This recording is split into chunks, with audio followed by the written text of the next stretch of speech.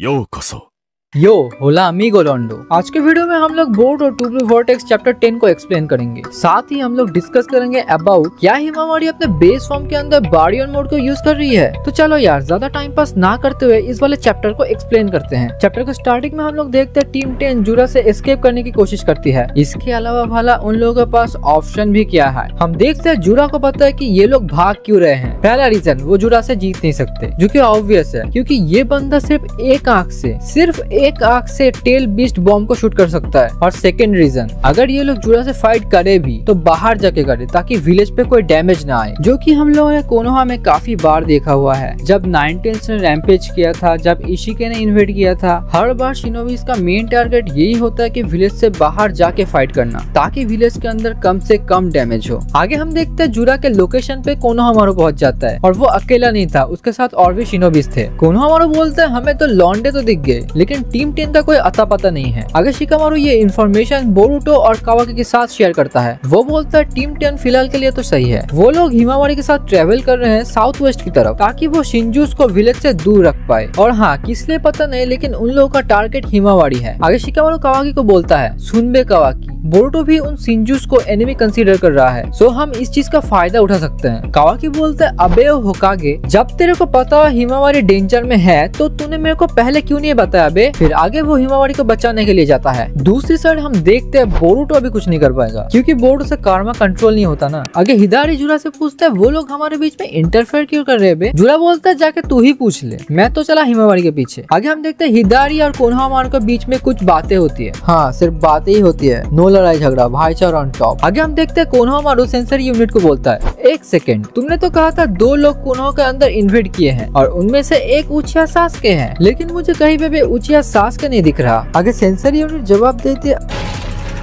क्या लाउड़े, तेरे सामने जो है वो उचिया सासके ही तो है। उसका चक्रा एग्जैक्ट सासके के चक्र के साथ मैच हो रहा है, जिसको सुनने के बाद कोनोहामारू कंफ्यूज्ड हो जाता है। आगे हम देखते हैं उसी लोकेशन पे शारदा और सुमिरे आ जाती है। आगे कोनोहामारू के मुंह से शारदा नाम सुनते ही हिदारी शारदा के ऊपर अटैक कर देता है। आगे हम देखते हैं हिदारी अपने नीचे शारदा और सुमिरे के आगे पीछे क्लॉ मार्क को यूज करती है। क्लॉ मार्क मतलब कोड का जो क्लॉ मार्क है उसको, जो कि एक स्मार्ट मूव था क्योंकि इससे हिदारी शारदा के आगे पीछे और सुमिरे के आगे पीछे से निकल सकता है और उनके ऊपर अटैक कर सकता है। और हम लोगों ने देखा था हिदारी का प्राइमरी टारगेट है भी शारदा, तो हिदारी शारदा के पीछे से आता है, उसको चिदोरी से अटैक करता है, जिसको शारदा डॉज करती है और अपनी चिदोरी से उसको काउंटर करती है। इससे वो दोनों में से कोई भी इंज्योर्ड तो नहीं होता, लेकिन शारदा सोचती जरूर है अरे इसने जो जुत्सु यूज किया वो तो मेरा बाप का है, इस जुत्सु को तो सिर्फ मैं और मेरा बाप ही यूज कर सकते हैं, तू है कौन। शारदा यहाँ पे सासके को पहचान नहीं पा रही, लेकिन इसमें उसका कोई फॉल्ट भी नहीं है। हमने देखा था प्रीवियस चैप्टर के अंदर बोरुटो ने शारदा को बता दिया था कि उसका बाप पेड़ बन चुका है, लेकिन बोरुटो ने शारदा को ये नहीं बताया कि सासके एक शिंजू बन के एज ए एविल वापस भी आ चुका है। इसलिए शारदा भी कंफ्यूज्ड है कि ये बंदा कौन है, ये मेरे बाप के टेक्निक को कैसे यूज कर रहा है। इन लोगों का सीन यही तक था। आगे सीन स्विच होता है कुरामा और हिमावारी पे। हम देखते हैं कुरामा हिमावारी को कहता है मेरा नाम कुरामा है, लेकिन तुम मेरे को नाइनटेल्स भी कह सकते हो। आगे हिमावारी पूछते हैं हम अभी कहाँ पे है। कुरामा समझाता है हम अभी तुम्हारे दिमाग के अंदर है, हम लोग अभी माइंड टू माइंड कम्युनिकेट कर रहे हैं और हाँ, जुरा अभी भी तुम लोगों का पीछा कर रहा है। आगे कुरामा समझाता है एक बीजू यानी टेलबिस्ट के साथ कुछ भी हो जाए वो रीजनरेट कर सकता है, चाहे उसका बॉडी उसका सोल कुछ भी खत्म हो जाए वो वापस से आ सकता है, लेकिन वो कब तक रीजनरेट होगा कहाँ पे होगा वो किसी को नहीं पता होता, उसको भी नहीं। कुरामा के हिसाब से हिमावारी बॉन्ड हुई है कुछ अमाउंट ऑफ कुरामा के चक्र के साथ, जिस वजह से उसी चक्र को फॉलो करते करते हिमावारी के अंदर कुरामा रिवर्थ ले रहा है। और ये जो चीज है ना कि कुरामा का कुछ अमाउंट ऑफ चक्रा बोरुटो और हिमावारी के अंदर है, ये हम लोगों को पहले से ही पता लग गया था